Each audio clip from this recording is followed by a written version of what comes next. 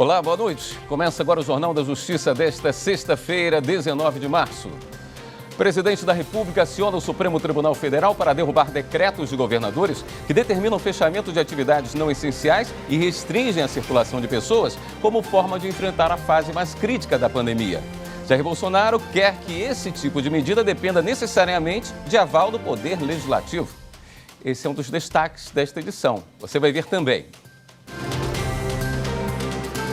Justiça Federal absolve ex-presidente Michel Temer de participação em suposto esquema para favorecer empresas do setor portuário. E ainda, ministro Ricardo Lewandowski determina que Justiça Federal em Curitiba conceda ao ex-presidente Lula acesso a acordos de leniência da empreiteira Odebrecht.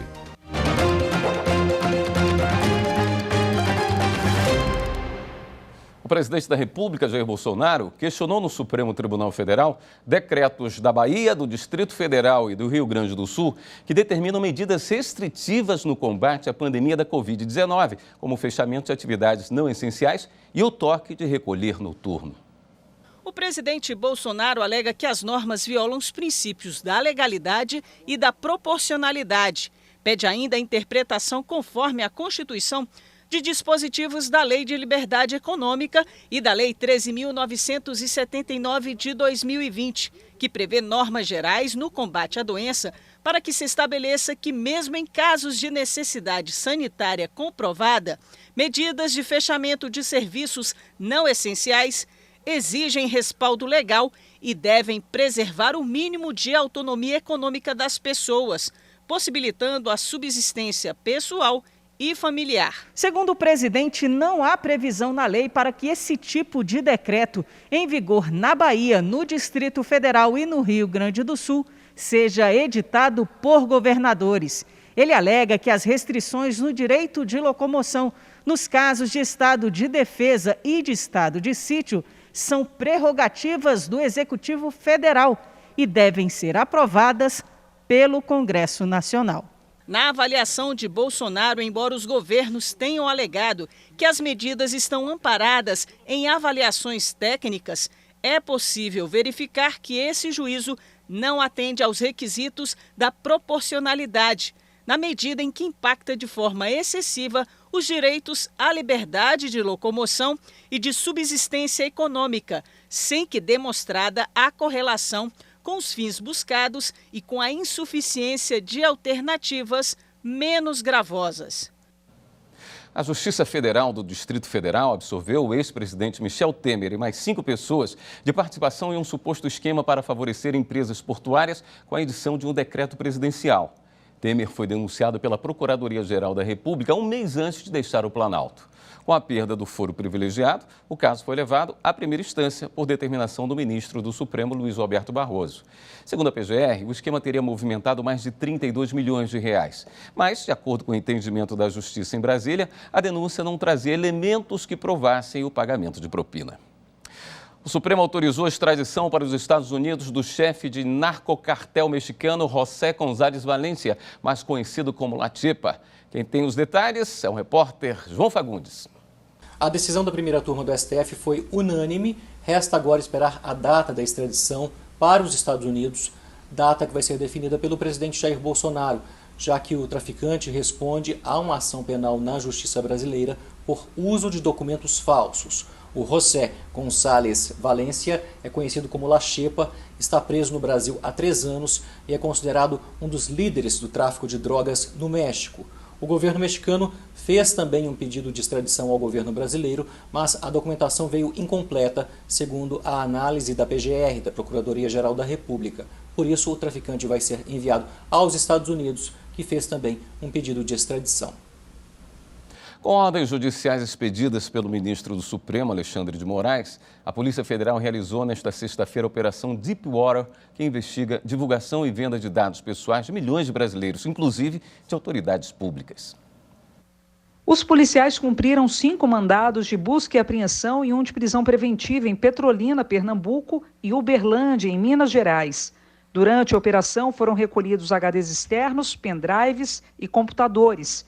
Segundo as investigações, em janeiro deste ano, dados sigilosos de pessoas físicas e jurídicas, como nome, CPF e endereço, foram fornecidos de forma ilícita em um fórum especializado em dados cibernéticos. Ainda, segundo a Polícia Federal, uma parte das informações era oferecida de graça por um hacker e os demais dados poderiam ser comprados em criptomoedas.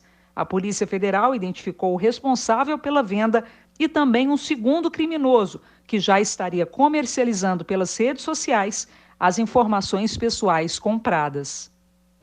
O ministro Ricardo Lewandowski, do STF, determinou que a 13ª Vara Federal de Curitiba conceda ao ex-presidente Lula acesso a todos os acordos de leniência e informações da empreiteira Odebrecht derivados de cooperação internacional. As informações devem ser fornecidas antes que a ação seja transferida para a Justiça Federal em Brasília, que foi reconhecida como competente para julgar o caso.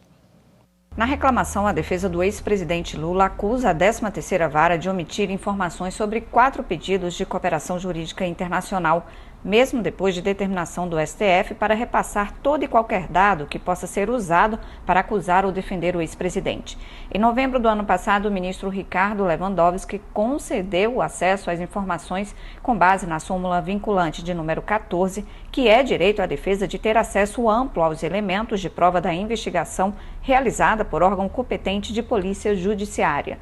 Os advogados de Lula pedem acesso a esses 4 acordos e a todo e qualquer ato, como depoimentos e perícias realizadas pela Polícia Federal e por outros países, bem como a valores que estão no exterior.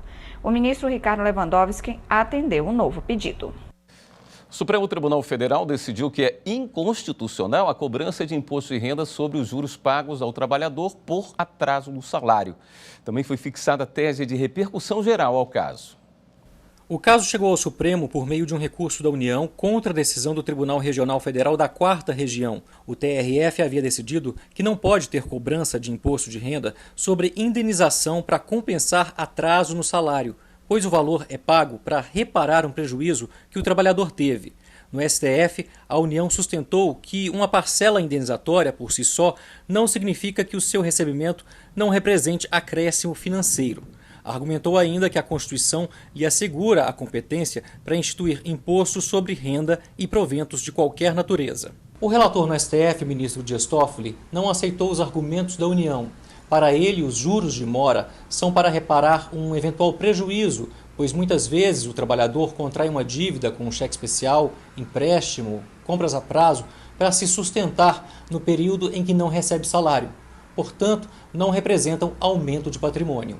O ministro também frisou que o Conselho Superior da Justiça do Trabalho e o Tribunal de Contas da União seguem o mesmo entendimento. Por maioria, o plenário manteve a decisão do regional e foi fixada a tese de repercussão geral de que não incide imposto de renda sobre os juros de mora devidos pelo atraso no pagamento de remuneração por exercício de emprego, cargo ou função.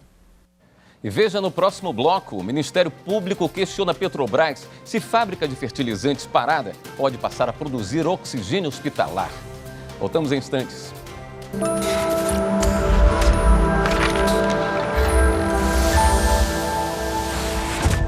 A Constituição de 1988 é importante porque ela contém as regras do jogo político da nossa República.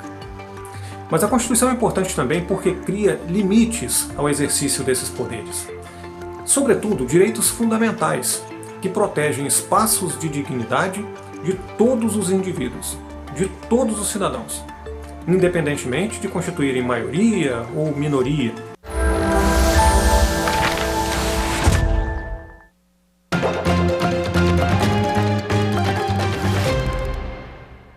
Os Ministérios Públicos Federal e do Trabalho no Paraná encaminharam um ofício ao governo e à Petrobras questionando a possibilidade de transformar uma fábrica de fertilizantes que está fechada em uma fábrica de oxigênio hospitalar.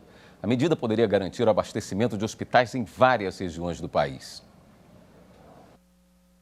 De acordo com o Ministério Público, a fábrica de fertilizantes, que fica na cidade de Araucária, no Paraná, está com as atividades suspensas por conta da pandemia.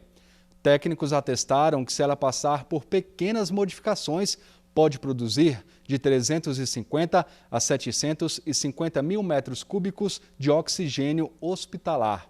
Isso seria o suficiente para abastecer a rede de saúde no próprio estado e também várias regiões do país. No ofício encaminhado ao governo estadual e à Petrobras, que lida diretamente com as questões técnicas para a produção de oxigênio, o MPF quer saber qual a possibilidade de reativar a fábrica, inclusive com a contratação dos ex-funcionários, e também o custo que essa medida teria. Todos têm até o fim da semana para se manifestarem.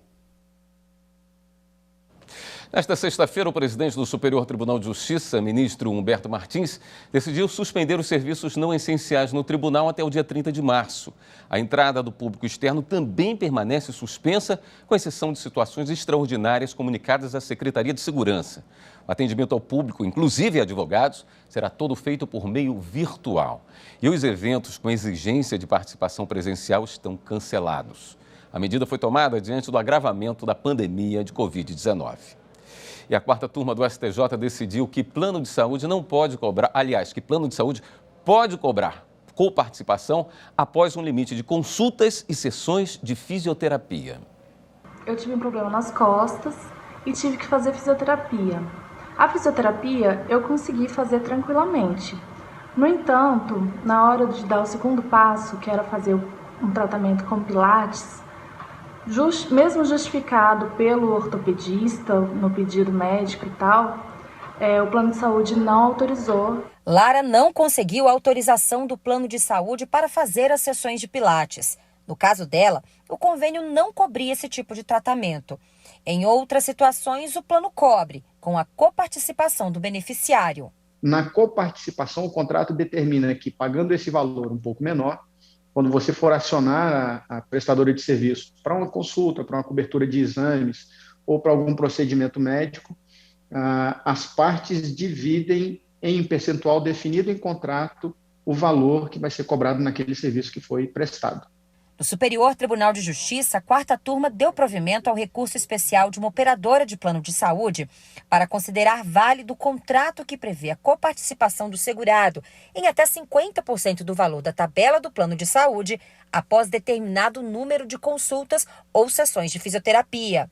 O caso analisado envolve uma segurada diagnosticada com paralisia infantil, que pedia na Justiça cobertura ilimitada de consultas e atendimentos de fisioterapia, sem a aplicação da coparticipação prevista no contrato do plano de saúde, que limita a 10 sessões de fisioterapia e a 5 consultas ortopédicas por ano, o que ela alegou prejudicar a sua reabilitação.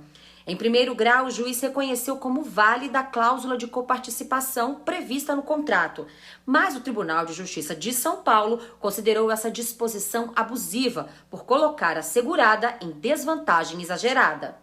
A operadora recorreu da decisão ao STJ, onde o relator, ministro Luiz Felipe Salomão, explicou que a assistência à saúde é regulamentada pela Lei 9.656 de 1998, que criou um microsistema com normatividade específica e diferenciada de proteção aos usuários de serviços privados de saúde. Para Salomão, o entendimento adotado pelo Tribunal Estadual não é razoável. Ele observou que, no caso, a coparticipação não caracteriza financiamento integral do procedimento pelo usuário, nem restrição severa do acesso aos serviços, o que seria vedado pela legislação. O ministro também lembrou o precedente da terceira turma, no qual não há ilegalidade na contratação de plano de saúde em regime de coparticipação, seja em percentual sobre o custo de tratamento, seja em montante fixo. Os ministros da quarta turma seguiram o entendimento do relator. Para proteger as relações contratuais, porque você imagina se as pessoas começarem a firmar contrato entre si e daqui a pouco se sentirem descontentes em seus contratos e ajuizarem ações para derrubar o contrato com decisão judicial, nada mais tem valor, né? Nada mais vai funcionar, e ainda mais numa área tão sensível como é a saúde. A segunda turma do Tribunal Superior do Trabalho decidiu que um professor da rede pública pode acumular o cargo de agente de Correios. O cargo é considerado técnico e, por isso, o exercício das duas atividades está autorizado. O professor dava aulas na rede pública no Piauí de segunda a sexta-feira, das 7 às 10h30 da noite. Em 2015, ele foi aprovado em concurso público e tomou posse na Empresa Brasileira de Correios e Telégrafos, onde trabalhava das 7h30 da manhã às 5h30 da tarde. Os Correios abriram sindicância para apurar suposta acumulação ilegal de cargos públicos e orientaram o empregado a optar por uma das duas funções. Na reclamação trabalhista, o professor pediu o término da sindicância e o direito de se manter nos dois cargos. O Tribunal Regional do Trabalho da 22ª Região reconheceu a licitude da acumulação dos cargos. Segundo o TRT, o artigo 37, inciso 16 da Constituição, veda a acumulação remunerada de cargos públicos, mas aceita algumas exceções. A decisão ressaltou ainda a compatibilidade de horário entre as duas atividades. A relatora do recurso de revista dos Correios na segunda turma do TST, ministra Maria Helena Malman, assinalou que, de acordo com a jurisprudência do TST e do Supremo Tribunal Federal, o cargo técnico não está necessariamente ligado à formação de nível superior, mas ao discernimento técnico ou a conhecimentos específicos para o desempenho da função. A ministra concluiu que o cargo de nível médio de agente de Correios exige habilitação legal e conhecimento específico, incluindo ações diretamente vinculadas ao plano estratégico da empresa, e que não se pode considerar que as atribuições do cargo possam ser desempenhadas por empregado que não tenha habilitação específica. Por unanimidade, os ministros entenderam que a Constituição da República permite a acumulação de um cargo público de professor com outro, técnico ou científico, e que as atribuições dessa função nos Correios são de natureza técnica. A Escola Judiciária Eleitoral do TSE e a Academia Brasileira de Direito Eleitoral e Político informam que o último dia para encaminhar contribuições à primeira jornada de direito eleitoral é a próxima segunda-feira, 22 de março. Os interessados devem enviar propostas de enunciados com interpretações das normas aplicáveis ao direito eleitoral, adequando às inovações legislativas, doutrinárias e de jurisprudência. Os enunciados serão disponibilizados para toda a comunidade jurídica eleitoral. As propostas devem seguir o regimento interno da jornada, disponível no endereço eletrônico eadeje.tse.jus.br. E veja a seguir as expectativas para a primeira reunião do Centro de Inteligência do Poder Judiciário. Voltamos já.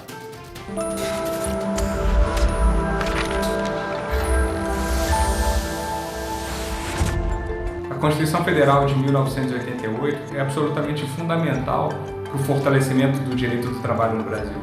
Não só porque ela amplia significativamente o conjunto de direitos dos trabalhadores em relação ao texto constitucional anterior, de 1967, mas também porque ela trata da matéria no capítulo dos direitos sociais, no título dos direitos e garantias fundamentais, o que evidencia o zelo do legislador constituinte no tratamento desse tema.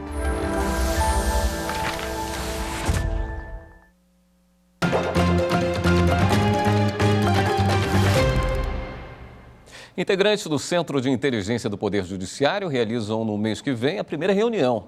Esse grupo operacional foi instituído pelo presidente do STF e do CNJ para propor ações visando o aperfeiçoamento de rotinas no Judiciário. A primeira reunião dos integrantes do Centro de Inteligência do Poder Judiciário será no dia 6 de abril. Em razão da pandemia da Covid-19, o encontro será realizado de maneira remota e virtual. O Centro de Inteligência foi instituído pelo presidente do Conselho Nacional de Justiça e do Supremo Tribunal Federal, ministro Luiz Fux. A resolução de criação é do dia 23 de outubro de 2020. Compete ao Centro, entre outras ações, prevenir o ajuizamento de demandas repetitivas ou de massa, propor recomendações para a uniformização de procedimentos e rotinas cartorárias e notas técnicas para aperfeiçoamento da legislação sobre a controvérsia, e encaminhar aos tribunais superiores, de forma subsidiária, informações sobre a repercussão econômica, política, social ou jurídica de questões legais ou constitucionais que se repetem em processos judiciais. A portaria de nomeação do último dia 10 de março apresenta os nomes de 28 integrantes em dois grupos, o decisório e o operacional. No grupo decisório estão o presidente do CNJ, ministro Luiz Fux, a ministra Maria Cristina Peduzzi, presidente do Tribunal Superior do Trabalho, o ministro do Superior Tribunal de Justiça, Paulo de Tarso Sanseverino, o presidente do Tribunal de Justiça de Minas Gerais, desembargador Gilson Soares Lemes, e outros 5 desembargadores de 4 estados e do Tribunal Regional Federal da Primeira Região. É um grande prestígio para o Tribunal de Justiça de Minas Gerais poder participar efetivamente do Centro de Inteligência do Poder Judiciário. O Tribunal de Justiça vai, evidentemente, contribuir para esse Centro de Inteligência, repassando já toda a tecnologia que já foi desenvolvida aqui em nosso tribunal. No grupo operacional, são 19 integrantes. Um deles é o juiz auxiliar da primeira vice-presidência do Tribunal de Justiça de Minas Gerais, Rodrigo Martins Faria. O tribunal ele assumiu, a partir da criação do IRDR, um protagonismo nacional, sendo o tribunal com o maior número de incidentes de resolução de demandas repetitivas e incidentes de assunção de competência no país. E essa expertise do tribunal no gerenciamento de demandas repetitivas certamente contribuirá de forma decisiva com o papel do Centro de Inteligência do Poder Judiciário. A criação do Centro de Inteligência leva em conta a necessidade do Judiciário inovar na adoção de metodologias de gestão dos precedentes, que são decisões judiciais baseadas em casos concretos aplicados como diretrizes para julgamentos posteriores de casos semelhantes. O Centro de Inteligência do Tribunal de Justiça vai buscar identificar essas demandas repetitivas e a decisão proferida em um dos processos será paradigma para que possa ser aplicada em todos os demais processos. Essa é uma inovação que busca dar uma prestação jurisdicional mais rápida, com o julgamento num tempo razoável para melhor atender o jurisdicionado. A liturgia é a ordem e a forma de como é realizada uma cerimônia. E nas sessões de julgamentos do Supremo Tribunal Federal, juízes, magistrados, membros do Ministério Público, advogados e até o público têm um rito a seguir. Uma tradição que se mantém com o passar dos anos.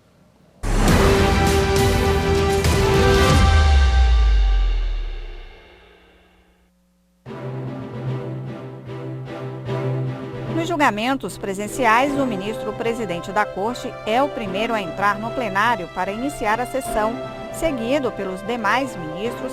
Quanto mais próximos do presidente, mais antigo é o ministro no STF. As cadeiras são estabelecidas conforme o critério da antiguidade. Os ministros mais novos são os que ficam às pontas do plenário e vão revezando com os ministros mais antigos, segundo as datas de ingresso no Supremo Tribunal Federal. E a posição dos ministros a partir do presidente, do decano até o mais novo, é em zigue-zague. Ao centro do plenário, o presidente da Corte, atualmente o ministro Luiz Fux. Do lado esquerdo fica a secretária de plenário que auxilia o presidente a conduzir a sessão. Do outro lado, o representante do Ministério Público Federal.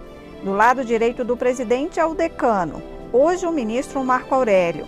O primeiro-ministro próximo ao presidente do lado esquerdo é o segundo mais antigo, o ministro Gilmar Mendes. Seguindo a ordem de antiguidade, o segundo do lado direito, o ministro Ricardo Lewandowski. Do outro lado, a ministra Carmen Lúcia. O ministro Dias Toffoli fica na terceira cadeira à direita do presidente. A vice-presidente do tribunal, ministra Rosa Weber, ocupa a terceira cadeira da esquerda. O ministro Luiz Roberto Barroso senta ao lado do ministro Dias Toffoli na quarta cadeira à direita do presidente. Depois, os mais modernos. O ministro Edson Fachin senta na penúltima cadeira à esquerda do presidente. E os últimos empossados na corte, ministro Alexandre de Moraes e ministro Nunes Marques, ocupam as cadeiras na ponta do plenário. Tudo tem um sentido. A sequência das cadeiras dos ministros, baseada na antiguidade, também influencia na hora de votar. Por exemplo, quem entrou por último na corte é o primeiro a votar depois do relator. Assim, o regimento interno determina. É, portanto, um desafio para o integrante mais novo da corte, porque ele precisa se debruçar muito profundamente na medida em que ele será o primeiro a exteriorizar o seu voto. O decano é o último ministro a votar e depois o voto finalmente do presidente. O ministro mais moderno ele vem para puxar uma sequência de votos até chegar no ministro mais antigo. Então, a gente tem uma doutrina que diz que o ministro mais moderno ele não é influenciado pelo mais antigo. A disposição das cadeiras dos ministros e até mesmo o lugar das taquígrafas, que registravam os julgamentos à mão, tudo está exatamente como há 60 anos, quando a corte foi transferida do Rio de Janeiro para Brasília. As taquígrafas elas trabalharam aqui no plenário até 2008. Depois, nós tivemos um grande avanço na tecnologia e o Supremo também começou a se modernizar. Então, como nós já tínhamos a TV Justiça, utilizaram as câmeras aqui do plenário para fazer um processo novo chamado de degravação. Então não foi mais necessário a presença das taquígrafas fisicamente aqui dentro do plenário.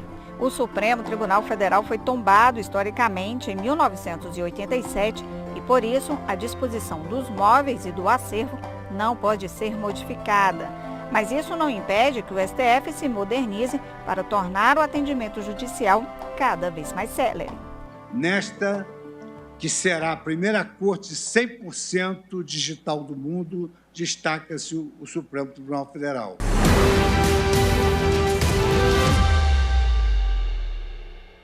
O Jornal da Justiça fica por aqui. Obrigado pela sua companhia, uma boa noite, um ótimo fim de semana para você.